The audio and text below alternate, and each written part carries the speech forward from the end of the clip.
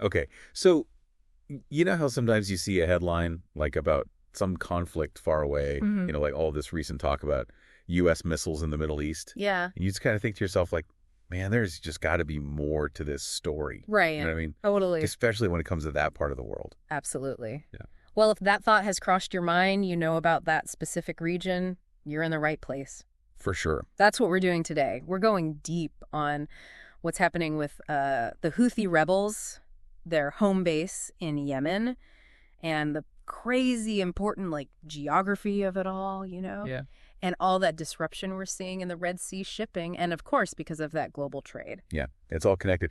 And driving this exploration today is a really interesting, actually, a recent conversation we had with Gemini AI. Yeah. So think of this deep dive as us taking that information, parsing it out and giving you the need to know stuff, the who, what, where, and really the why behind all these, Mm. ICUPs, let's call them, in this super important, artery of global commerce. It's a good analogy. Yeah. As always, we're shooting for giving you knowledge that's both thorough and you can actually wrap your head around it. So you come away feeling informed, not totally overwhelmed. Hmm. Let's start with the basics. Who exactly are these Houthi rebels and where are they in the world? Right. So the Houthi rebels are mainly based in Yemen, in the northern part of the country. Okay. And importantly, they actually control Yemen's capital city, Sana'a. Their movement as a Zaidi Shia group. It's not brand new. They've been around since the 1990s. Okay, so Yemen. It's a country we hear about, but I think for a lot of us, myself included, it's a little fuzzy geographically. Yeah. So let's really get it clear. Where exactly is it in the Middle East? So Yemen is located right at the southern tip of the Arabian Peninsula. Gotcha. It borders Saudi Arabia to the north and Oman to the east. And looking at its coastlines, it's got the Arabian Sea to the south, and importantly for all of this, the Red Sea to the west. Gemini actually gave us a really great way to picture this. It's like if you imagine the Arabian Peninsula as a boot, the shape of a boot. Yemen is right there at the tip, almost pointing towards the Horn of Africa. That's a good way to think about And it. it really makes it clear in my mind, like, oh, that's where it is. Yeah, and that position at the tip of the Arabian Peninsula makes Yemen very strategically important because it's overlooking the Bab el-Mandeb Strait. The Bab el-Mandeb Strait. Okay, that's got to be a big part of all of this. Why is that strait so important? So it's a relatively narrow passage, but it's a super important shipping lane. Okay. It connects the Red Sea to the Gulf of Aden, and then you're out into the Indian Ocean. Oh, wow.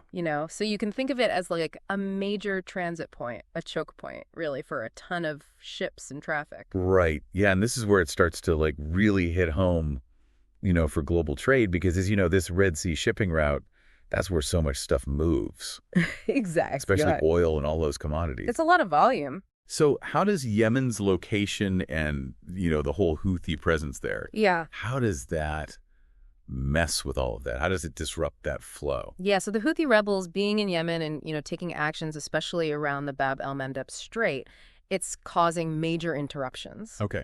To how shipping normally goes through the Red Sea.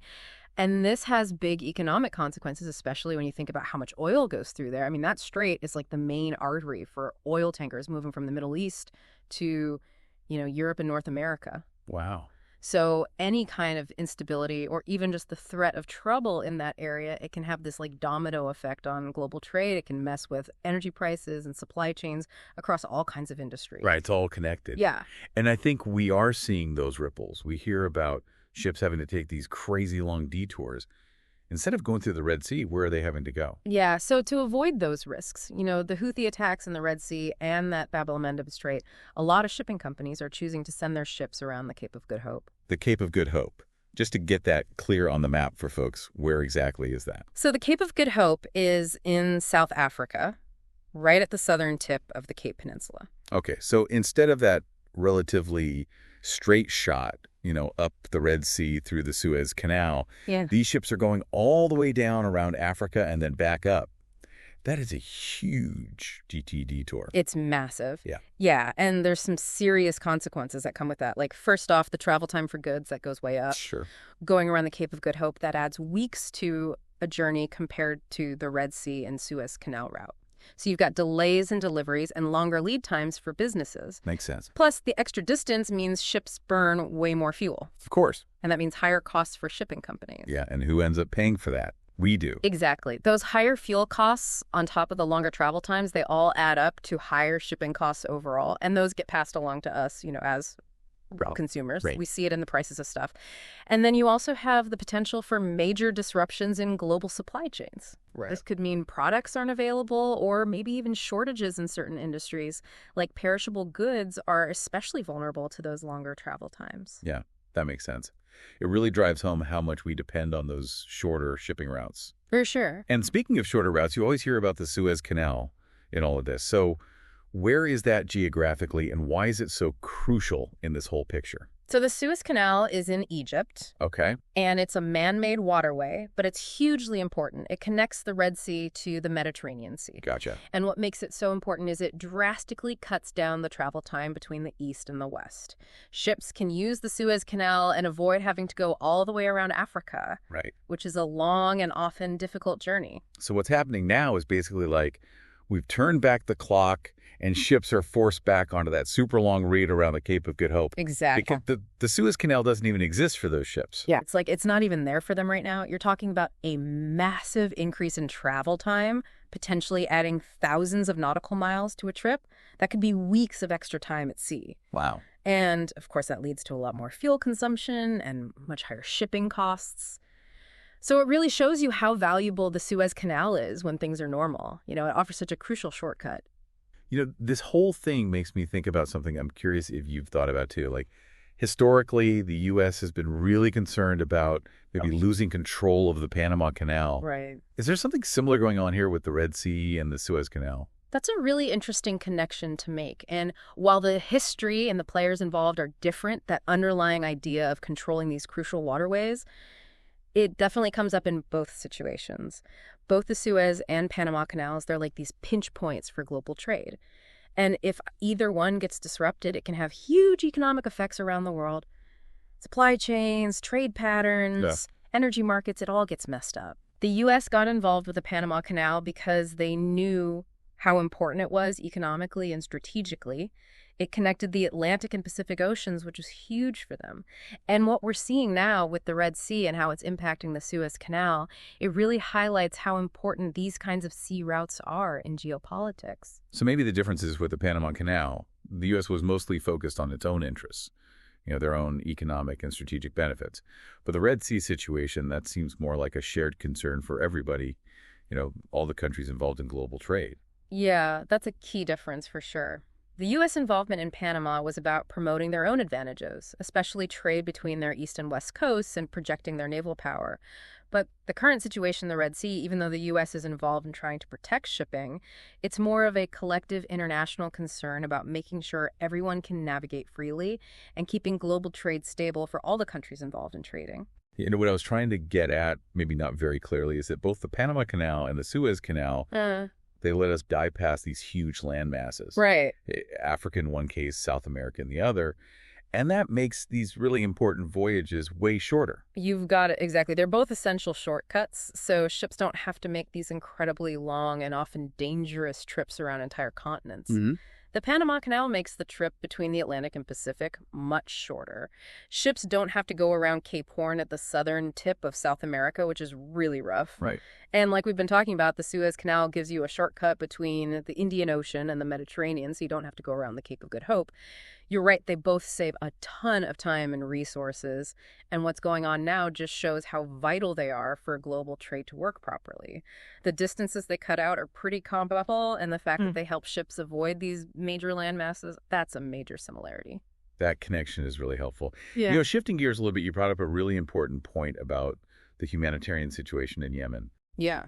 And how the people there are going through a lot. Can we talk about that side of things for a minute? Absolutely. We can't forget about the human cost of this conflict. It's a sad fact, but civilians almost always bear the brunt of war, even if they have nothing to do with the fighting. Yemen has been dealing with a terrible humanitarian crisis for years, and this instability and conflict is just making it worse. Millions of people have been forced from their homes, they're facing food shortages and malnutrition, and they don't have access to basic things like healthcare, clean water, and sanitation.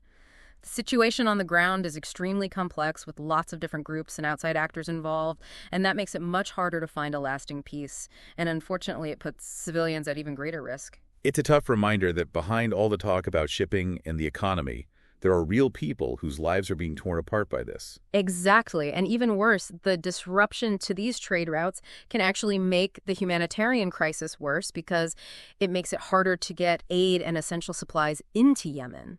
So it's this multi-layered crisis where geopolitics and economics are all tangled up with this devastating human cost. Okay, so we've covered a lot in this deep dive. Can we just take a minute to sum up the key takeaways and make sure we're all on the same page? Absolutely. So we've established that the Houthi rebels are mainly based in northern Yemen, and they control the capital city, Sana'a. Right. Yemen's location at the tip of the Arabian Peninsula is super strategically important because it overlooks that Bab el-Mandeb Strait, which is that vital shipping lane connecting the Red Sea with the Indian Ocean. The Houthi rebels being there and attacking ships in that area is causing major problems for Red Sea shipping. Ships are having to take that much longer and more expensive route around the Cape of Good Hope in South Africa, which basically bypasses the Suez Canal in Egypt, which is normally a huge shortcut for trade between the East and the West. We also talked about how this is similar to the Panama Canal situation.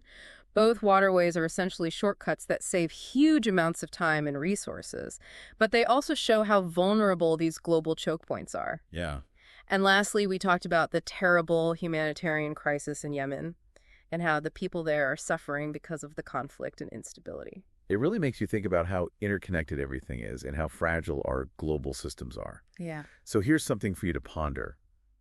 Think about the long-term impacts of these geopolitical choke points and how vulnerable they make the whole global trade network.